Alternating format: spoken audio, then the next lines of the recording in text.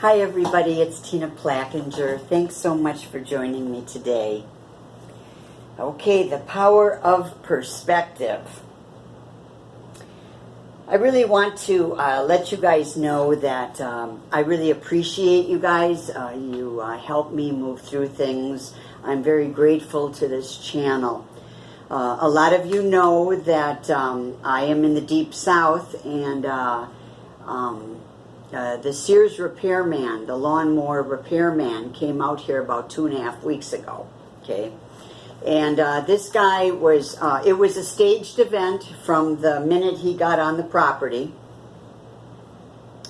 He, within 2 minutes, hit my gate. Now, this is a long, ongoing thing. You know, 10 years ago when I first moved in here, my dad got me this place, and there was a lot of work that needed to be done because it was a dump. Okay, well, we had the acre fenced in, and so everybody and anybody who came on the property to do any kind of work followed orders and made sure that they either ran into the gates or ran into the fence, but they were always hitting my fence. It's a chain link fence. It's not some little thing with poles, okay? So yeah, it didn't matter if they were in a pickup truck, a dump truck, or a four-wheeler. They would hit the fence, the poles, the gates. So he did that, and then for 2 hours I had to put up with his condescending attitude, the gaslighting. Okay, this guy cut me down with, it didn't matter if it had to do with the lawn out here. There is no lawn. I live in a field, but I keep it cut down so it looks like a lawn, okay? Or if he was going to say some underlying sexual innuendos toward me, because, you know, now I'm feeling better and I'm starting to get into shape a little bit, and so let's get in there and you know, cut her down. Let's make her afraid that she may be drugged and sexually assaulted again with no justice whatsoever. It was pretty ugly. Okay, so it's 100 degrees out. I'm in shorts and two tops. Definitely presentable. I've never been one to flaunt. I'm not somebody who is into, you know, flaunting cleavage visuals or anything like that. That's not who I am. I've never been like that, even when I was a professional bodybuilder. Okay, you saw me flexing, doing professional things for money. Okay, I got paid. When I trained and competed, it was for the 90 seconds on stage in front of the judges. All right. Generally speaking, I was always somebody who dressed very conservatively, and I always did cover up whenever I would go out or do things. You know, I used to be involved with the 12-step programs heavily, and I would always wear sweats. Okay, I mean, you could tell that something was going on underneath those sweats, but I wasn't somebody who even ran around with short sleeve shirts. It was just who I am. So I want you to know that off the bat, that I was not, you know, inviting this at all in any way. But, you know, innuendos, things like, well, do you have a boyfriend? You don't have a boyfriend? Well, what do you do then when you, oh, well, I'm not going to get too personal with you. You know, I mean, you knew that there was something in here, okay, that he was following. Okay, everything was set up. You know, I've already told you that they've got a thing that's set up around here, and I have a list from one of my apps that I no longer have because they broke my phone after they found out that I had this app. But there's a lot of people that hooked into this event that happened on the 9th of this month when the Sears repairman came the first time. Okay. So the second time, he was also saying things to me like, well, you mean nobody wants to come over here and service you? Well, maybe it's not your money that they want. Stuff like that. Stuff like that, to possibly make me feel like they might drug me and sexually assault me again, or something. I don't know. I really don't know. But it was pathetic. He had me up in the corner of the property, the wheels off the machine. It's been sitting there for 2 weeks, and he hits me up with $333, which was way out of line. It upset me. I actually got some tears in my eyes because, he had me up against the wall, basically. I mean, here I am, a widowed senior citizen, and I have this issue, and boy, they're going to have some fun with it. So I got my mom on the phone, and the guy told me, he said, it's $333. Now, this guy changed from the last time he was here. I mean, it was like night and day. Okay. So, and, he said that he would just, either I accepted it or I refused it, and he would pack up his stuff and leave. So, all I needed were some washers. I didn't have the washers. I didn't have that lock washer to keep that wheel on the axle. Plus the bushings came off with the wheel. Now, I do know what my problem is. So I don't want to use up too much time on this, but I know what my issue is here. It was my driving and making a sharp turn going up a hill, and I basically was causing this issue. But there's some other things going on too. But anyways, that so he then said that it would be $198. I'm just like, and my mom is on the phone with me. She's telling me, get your credit card, do it. You got to do it. Basically, what am I going to do? I got to do it. I don't have a friend in the world out here. Nobody. Okay? Now, these are all Freemasons. I'm going to beat around the bush. Oh, these are secret society, long generation. These are Freemasons. And if they're not Freemasons, they're the Understooges. Okay? Which are just as bad. Okay? And they follow orders. And I thought, dealing with Sears, I would be safe because the guy's got a job.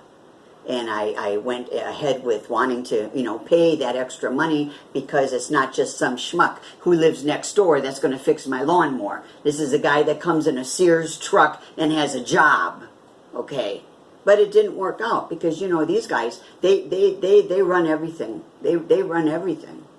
And they can pretty much do whatever they want without consequences because they're all together, the brotherhood, okay? So, anyways, the bottom line is he first he didn't talk to me for a half hour, and then he's screwing around and he tells me he doesn't have the parts. You don't have the parts? You don't have the parts? You're the part guy. You're bragging to me that you order parts. Well, you're slacking on ordering parts, bud, because you don't have a couple of washers. So he's looking around for some used parts, and he puts the thing back together for me and fixes the flat on it, because it was flat as well, and orders me some new parts and says he's going to come back yesterday. Okay, so now this is all scheduled. It's on the website of Sears. He's coming. Ronald is coming. Okay, that's his name, Ronald G. They show a picture of him. He's coming. He never showed up. He never showed up. Maybe he was afraid. Maybe he felt like a fool. I don't know. I want to incorporate.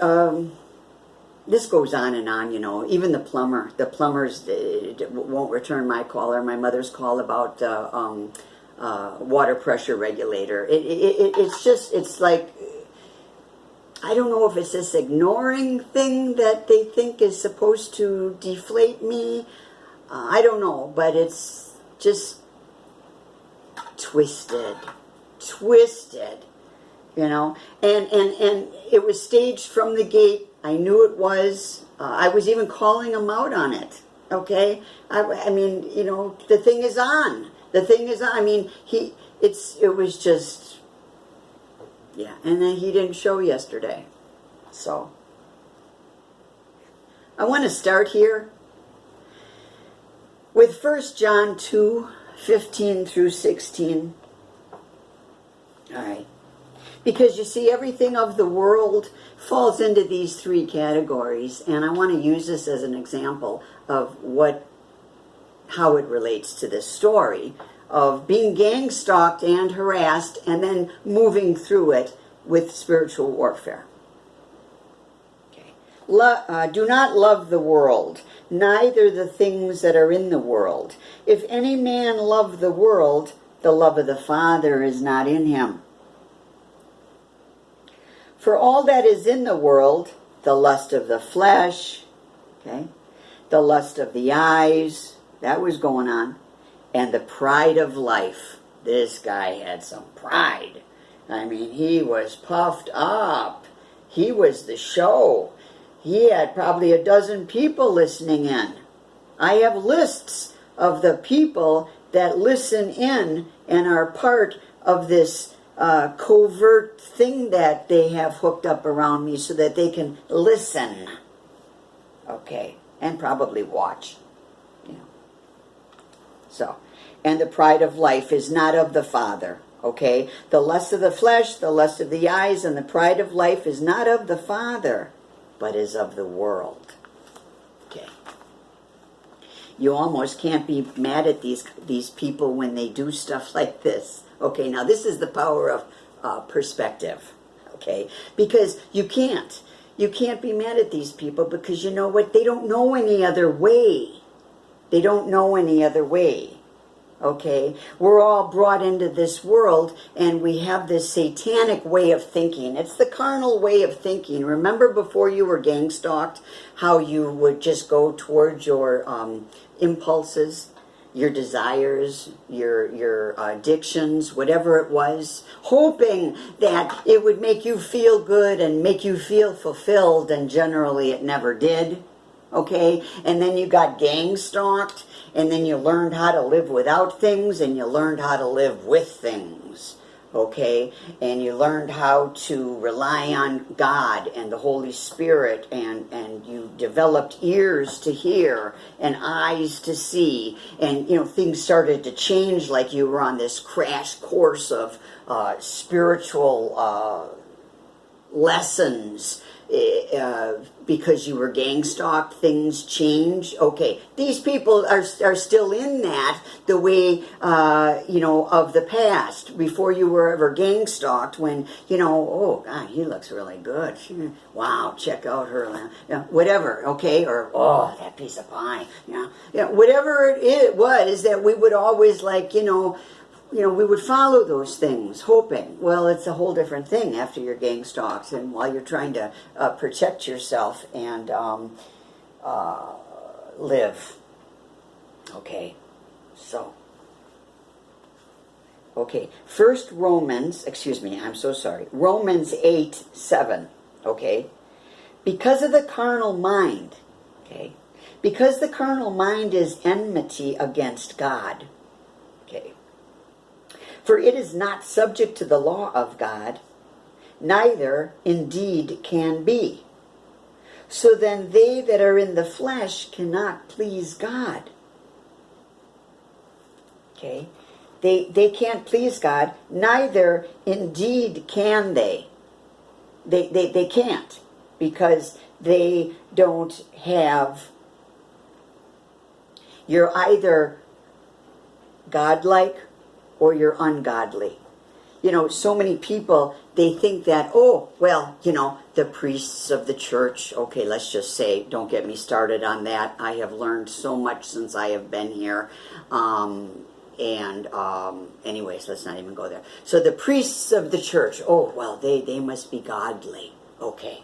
And then you have the people that are in secret societies where they worship Satan, they practice witchcraft, they're ungodly. Okay, so now you've got these radicals, okay, and everybody else just sort of falls into the gray matter in between, okay? It's not like that. It's not like that, okay? You either have the mind of Christ, you are either godly, or you are ungodly. Okay? That's how it is. You are either godly or you are ungodly. You're either good or you're bad. Okay? That's how it is. All right, so that was Romans 8:7. Okay, all righty. Here's Ephesians 2:1-3. Okay, and this I just want to talk to you about because you see, this describes the people that are not of God. Okay, this describes the people that are not born again. Okay, these are the people like we used to be. I'm assuming that if you're gang stalked, you are like me, where you've been deprived. You've had to be on the long, narrow road, and you don't follow your fleshly lusts and the carnal ways of the world. I mean, I haven't been to a house party in over 20 years. Okay, I mean, my life is very narrow. Okay, these people that I'm talking about, okay, they're a slave to their lusts, that pride of being an under stooge of a secret society, especially if there's badges involved, and you know that there are. Okay, oh my gosh, I mean, this was such a big event. This guy just glowed. It was like he was a peacock. It was just, I watched this as it unfolded. Okay, so that's where these people are, and Apostle Paul describes these people as dead. They're dead. Now, what can a dead guy do? Not too much. If I were dead, I certainly wouldn't mess with someone like me. All right, so this is what Apostle Paul says. And you hath he quickened, who were dead in trespasses and sins. Okay. See, if we do something wrong, the Holy Spirit convicts us, and then we get to repent. Okay. These guys don't know anything about it. Nothing. They know nothing about that. Or as my family or the Chicago people would say, they know nothing. They're nothing to know. Wherein in time past ye walked according to the course of this world, according to the prince of the power of the air. It's pretty clear. It's pretty clear. Either you've got the mind of Christ and you're walking in a godly way, or you're ungodly. There's no in between. Okay? It's saying it very clearly. Okay? Wherein in time past ye walked according to the course of this world, according to the prince of the power of the air, the spirit that now worketh in the children of disobedience. That's powerful. Among whom also we all had our conversation in times past. In times past, let me reiterate that. Among whom also we all had our conversation in times past, in the lusts of our flesh, fulfilling the desires of the flesh, of the mind, and were by nature the children of wrath, even as others. Okay? It says right here, and were by nature the children of wrath. They are deserving of God's anger. They are deserving of God's wrath. Lastly, 1 Corinthians 2:14-16. I'm just going to read 14, okay? 1 Corinthians 2:14. Okay. The natural mind, which is the carnal mind, the mind of the unborn person, the mind that is not Christ-like, okay? That's the natural mind. It has no access to the things of the Spirit. How can you be mad at these people? But the natural man receiveth not the things of the Spirit of God, for they are foolishness unto him. neither can he know them because they are spiritually discerned. So, and that's spiritual warfare. It doesn't matter if you're dealing with the everyday battles and trudges of life, okay, which there's many. Or if you're dealing with somebody who's severely demonically possessed. Or a community who's got generations and generations and generations of secret society activity going on, where the properties, the lands, the environment is highly charged. Okay, it doesn't matter because they all are in the same realm.